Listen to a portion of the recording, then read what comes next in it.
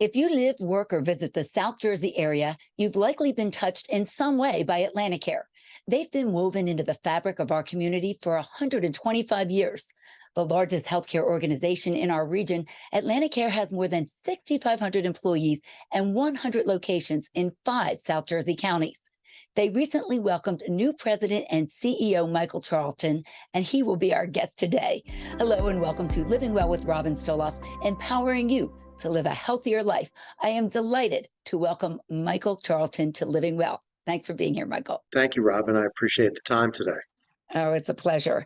So, Mike has a master's degree of science in healthcare leadership.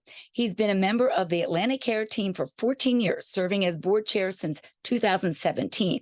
He has extensive experience in business, finance, and leadership, serving as CEO of Icon Hospitality in Galloway and as a consultant to many businesses. He has been active on boards of Holy Spirit High School, Stockton University, and more.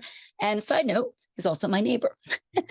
We've been neighbors for 20 some years, known each other a long time. So congratulations on your new position, Michael. Thank you, Robin. I appreciate that. Of course. So hospitality, business consultant, and now the healthcare industry. How do you see all of that connecting? Well, I often joke that when we talk about being patient-centered and patient-focused, right?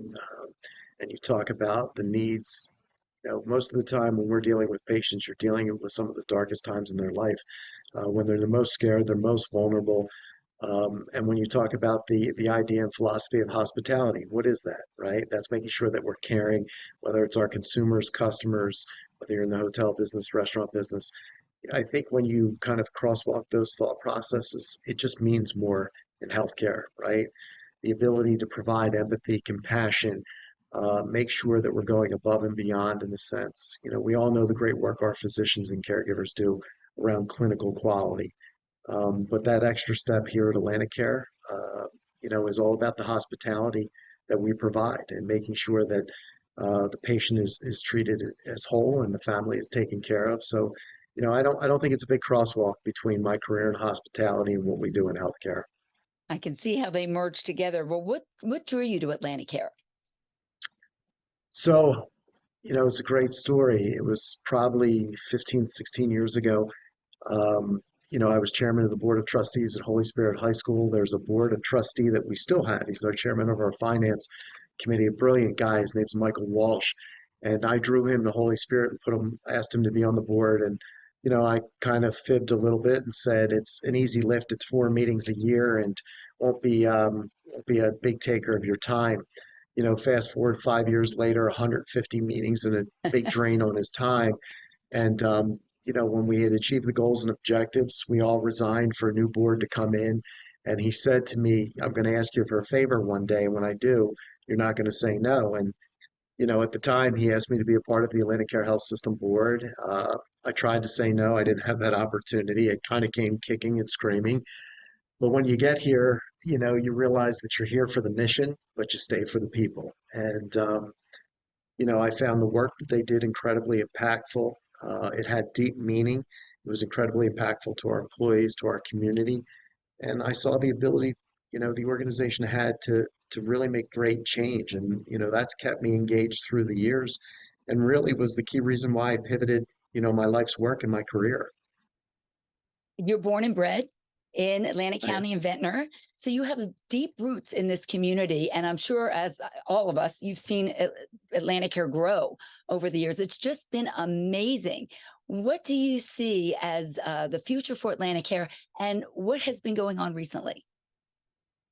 So, this is a fantastic organization that is built on an incredible foundation. And, I think unequivocally what we can say is that AtlantiCare will remain a viably strong, independent organization. I believe, and this organization believes, that all care is local. And, we can debate the point all day long about, healthcare mergers and size and scale. But AtlantiCare has an incredibly strong balance sheet, an incredibly strong healthcare workforce, and it's our job and responsibility to take care of this community. And I think we show that every day, not just with the quality of care that we do and provide every day, but also with the amount of investment we're making in this community. So right now we have about close to about $100 million of projects going on at the mainland campus. We have an expansion on the ambulatory side of the business and specialty and subspecialty, our primary care. We're working on the access challenges, which aren't necessarily an AtlantiCare challenge, it's a healthcare challenge across this country. We all know that there's a nursing shortage, there's a provider shortage, and we know all the background to a lot of those challenges. But this organization has always been very much at the forefront of solving those things, and we're working hard to get some of those things done very quickly. You mentioned the workforce. You've been involved in health leadership on a national level as a member of the boards of trustees of the American Hospital Association. And now you serve on a national committee focused on healthcare, the healthcare workforce. What are some key takeaways that you bring to AtlantiCare? We know how important our healthcare workforce is. We all realized it over the pandemic, how vital they are to all of us. What are some takeaways that you bring to AtlantiCare? That's a great question, Robin. And I think it really fits into what you and your show and what your career has been about. When we talk about living well, right? There is no doubt that we have a workforce challenge in healthcare, and a lot of industries have workforce challenges right now. That being said, in healthcare, what is acutely different is that we have a work challenge, right? So, to the common, to the people out there who are patients and are frustrated with how healthcare is delivered, I think the complexity of it all is something that is really troubling to a lot of people. So when I look at our workforce and the challenges that we have, especially post-COVID, I say, yes, we have a workforce problem, but we also have a work problem. We have piled on so much work to our caregivers, physicians, nurses, techs, CSRs. And a lot of that comes, strictly because how the healthcare system in this country is designed. When things aren't working well, we like to blame the hospital and the health system and the caregivers. But the reality is that, we don't make up a lot of the rules, right? It's an intensely Mhm. regulatory, it has an intense regulatory environment. We have a third party payer. I like to say sometimes that we don't have a revenue problem. We have a denial problem.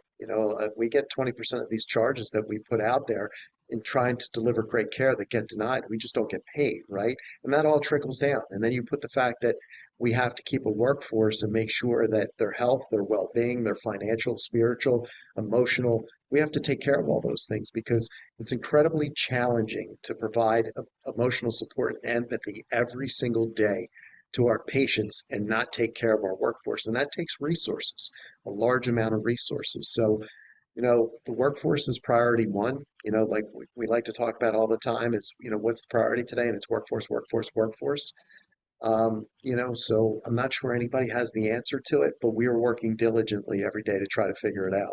But that was my next question. What's the fix to all of this? This is a huge problem to overcome how healthcare is accessed and also a shortage in the workforce. What is the reason for that? Well, I think the reasons, it's multifaceted, right? If I'm not going to kid anybody and say that we didn't have this problem prior to COVID. I think we've had it for 10 or 15 years.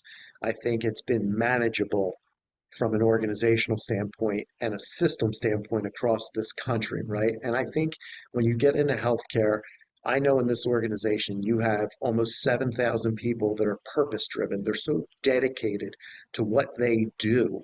And they do that to the detriment of themselves for a long time. Now, COVID put that at a whole nother level. And what I like to say all the time is that we've asked healthcare workers to be resilient, right?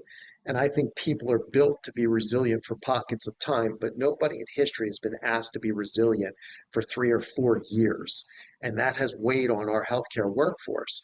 Our solution, there is no simple one style of approach, but I think first and foremost, what we've taught the leadership now, and we've kind of retrenched ourselves in the work, is to say, number one, you have to be visible, and you have to be kind, and you have to be supportive, and we have to be listening, right?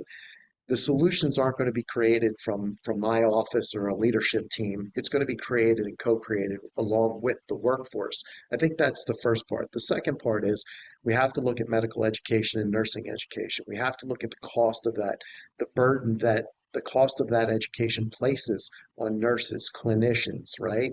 It's nice that we want to pay off the debts, right? But that's a short-term fix. We do that now but then the problem still will increase as we move forward. So there has to be some federal intervention on how we're educating our workforce and how we do that cost effectively, not to burden them with that. And then I think lastly, we have to think differently, right? We all talk about it's a new generation. These kids is usually the line, don't want to work like we work. And what I would say is, what if they're right, right? Maybe we had it all wrong for a long time. You know, we put a lot of pressure on clinicians and our nurses and, our techs. And what if they're right? How do we redesign the work to make sure, that they have work-life harmony, that they can have purpose-driven work and deliver the care that's expected, but they have the healing and the self-awareness to know that I can't extend myself anymore. So, we have a ton of programs that we're working on, but I think the key thing is that everybody's at the table co-creating what this looks like. You mentioned some of the issues with the workforce, but of course, we all know that there are a lot of issues with accessing healthcare, with insurance, so many problems for people in our local community and throughout the country. Where are we going with that? Because the problem seems to be growing and it's not going away. I agree. I think we can jump right off the workforce issue, right? We're not producing enough primary care physicians. We're not producing enough urologists, nurses, physicians in general. It goes on and on and on, right? And then you figure from a national perspective, we have more people turning 65 than we ever have at any time in history. And those people who are aging out, there's a difference between lifespan and health span, right? So we have all this technology, we have all these resources, and we have more people who are aging out, consuming more resources with comorbidities, and it's straining the system. You put that into play with, we have a payment system, with insurance companies. Most hospitals in this country are losing money. That's a fact. We get blamed for a lot of the cost in the system. But the reality is when you look at some of the biggest payers in this country, I think United Healthcare just posted $6 billion of profit in the last quarter. They're going to post $30 billion of profit, and that's a health insurance company, right? Um, so they're not helping us with the access challenges, and they're not helping us drive some of this change. And at the end of the day, you know, the health system's a price taker. We're not a price maker. We have to accept what we're paid on some things, and I think that charges it puts some really critical challenges in front of us in regards to access. We know that patient access is a major problem. Technology is going to solve some of it. AI may help. I think it's a little unproven. But right now, it's all hands on deck, figuring out how do we create better access for our patient population because it's just the right thing to do. Absolutely. And on that note, you have also played a huge role in wellness.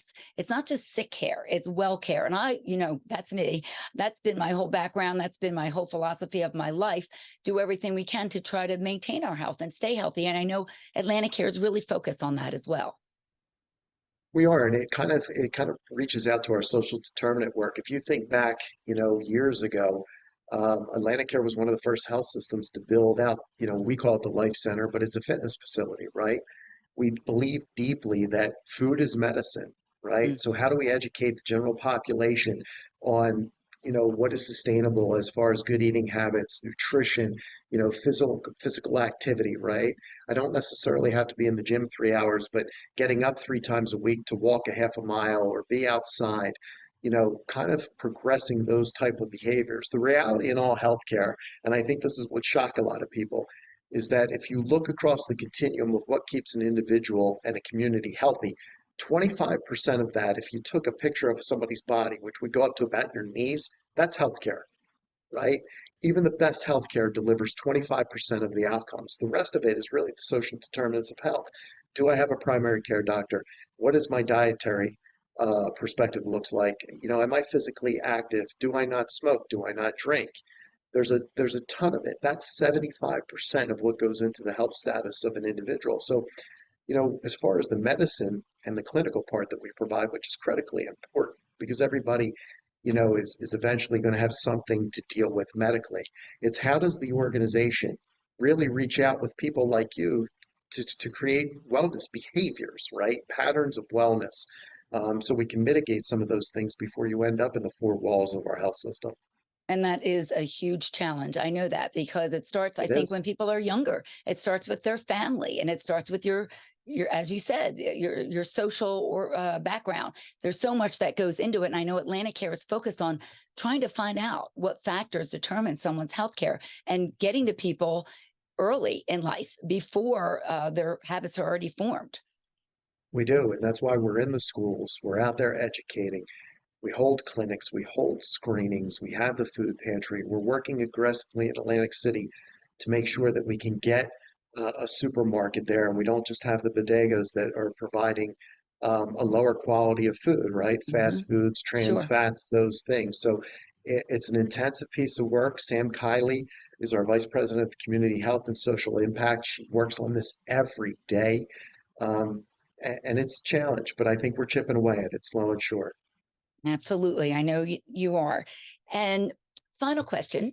Organizations often take their cue from the leaders at the top. You're now the new leader of AtlantiCare. What message do you want to send to your 6,500 plus employees about your vision for AtlantiCare and where things are going in the future? I've been here unofficially since April 16th in this role. And, just recently I was appointed permanent.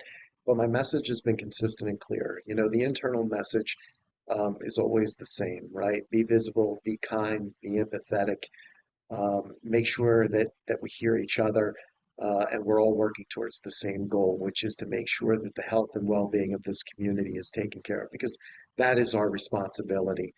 And I think for the general community and the world out there, we're focused on Vision 2030.